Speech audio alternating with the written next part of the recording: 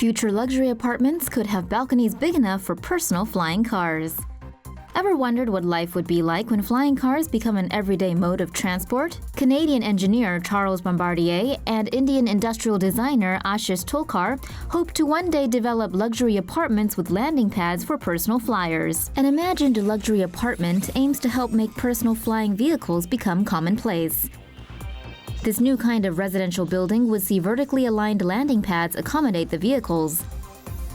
Residents would not necessarily need to own such a vehicle, but could simply order one, much like a taxi or ride-sharing service.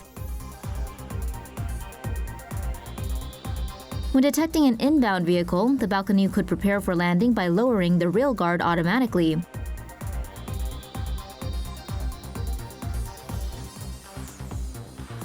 Air traffic control systems would be necessary to keep the city skies orderly and safe. Although the idea is still in its infancy, Bombardier and Thulkar believe it may not be long before we see apartment buildings built to code for personal flyers. Excited what tomorrow will look like? Here are 5 more stories about future architecture. China plans super city of 130 million people around Beijing. The Chinese government is embarking on an ambitious project to make Beijing the center of a super metropolis that would house 130 million people. The megalopolis would be spread over 82,000 square miles, about 6 times the size of New York City, but with a population larger than a third of the United States. The new plan will link Beijing to Hebei province and the economic area around Tianjin, with China's capital moving part of its bureaucracy, factories and hospitals to the hinterland. A subway and better light rail system are planned to open in the next 3 to 5 years, and a new bridge across the Chaobai River to Beijing is under construction. With this new supercity, Beijing will become the focus for culture and technology, Tianjin a research base for manufacturing, with Hebei more likely to focus on minor industries such as textiles. The plan is aimed at revamping northern China's economy by offering services that are now lacking in the hinterland, such as bus terminals, schools, cinemas and parks. The entire project also implies a reconsideration of how taxes are collected and distributed, which would include instituting property taxes and allowing local governments to keep them. Chicago hopes to build floating solar-powered bike path. Mayor Rahm Emanuel is hoping to build a floating bike path along the Chicago River in an effort to make the city the most bike-friendly city in the U.S. The bike path would be built on steel-reinforced concrete pontoons, which are secured with pilings driven into the riverbed. Each 82-foot by 12-foot segment would be equipped with a solar panel. More segments can be connected to extend the bike path. Energy generated from the solar panels will be used to power lighting fixtures. The path is also embedded with a heating conduit to prevent icing on the surface during cold weather. It also has retractable awnings that can roll out to provide shelter for riders when it's raining or snowing. The proposed bike path would float on the Chicago River between Horner and Pingtom parks. It would be free of cars, allowing cyclists to ride on it any time of the day. Each mile of the bike path might cost between $5 to $10 million.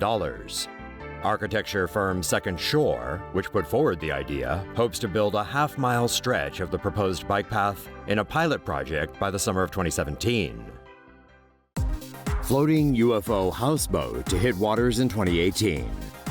An Italian mini yacht manufacturer has come out with an updated design for their sleek floating villa that's set to be the home of the future. The aptly named unidentified floating object is an off-grid houseboat that's shaped like an alien flying saucer. Twin engines propel the UFO yacht, while built-in solar panels plus wind and water turbines generate electricity to sustain the vessel.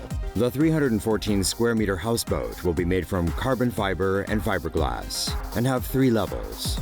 The upper deck will house the controls, as well as a hot tub and desk. The first level will consist of a kitchen and bathroom, while a submerged level will hold the bedroom and another bathroom. Its enormous size means the only way to transport the UFO yacht is via military helicopters. The floating home can be used amid different conditions around the world and is unsinkable even in rough seas. The external deck is customizable, and the vessel itself can be used for different purposes: a floating restaurant, gym, even a resort. The UFO yacht is expected to be available by 2018. For now, a Kickstarter campaign is underway to raise €1 million to fund the project. Design for another major London skyscraper revealed. Plans have been unveiled for the construction of a skyscraper in the City of London, which would match the height of the city's current tallest building. A skyscraper to be named One Undershaft will become one of the tallest buildings in the historic centre known as the City of London, which is north of the River Thames. The 73-floor structure is intended to provide office space. It will host a public viewing gallery and restaurant at the top of the building and a public space at the bottom. The building faces London's current tallest building, the Shard, across the river. Developers say the building will rise to the same height as the Shard, at 309.6 meters. The official completion date of the building has not yet been announced. However, plans are to put the building into use within the next decade. Solar-powered floating farms could help feed the world. Barcelona-based company Forward Thinking Architecture has developed a solar-powered floating farm system that could ease growing global food demand. Smart Floating Farms, or SFF, was inspired by traditional grid-shaped fish farms in Asia. Each SFF is 200 meters wide and 350 meters long, roughly the size of 6 football fields. They can be connected to form a cluster of modules.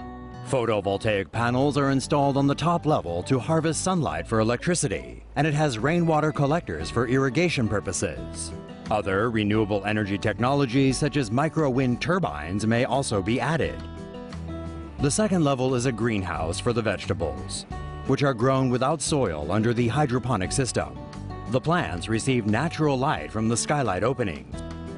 The ground level is used as a fish farm on the open sea and features a fish egg hatchery, a slaughterhouse, and a storage room for the fish.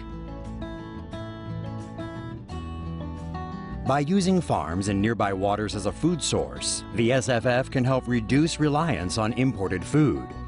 All the modules are centrally controlled by software via cloud technology. The production data will be analyzed and can be used to make comparisons on the food needs for specific cities. Each SFF is estimated to have a maximum production of just over 8 tons of vegetables and slightly over 1.7 tons of fish per year. The floating farms are ideal for densely populated cities near coastal areas, such as Los Angeles, New York, Tokyo, Singapore, and Hong Kong. As the world's population increases, food demand is expected to increase 50% by 2030 and 70% by 2050.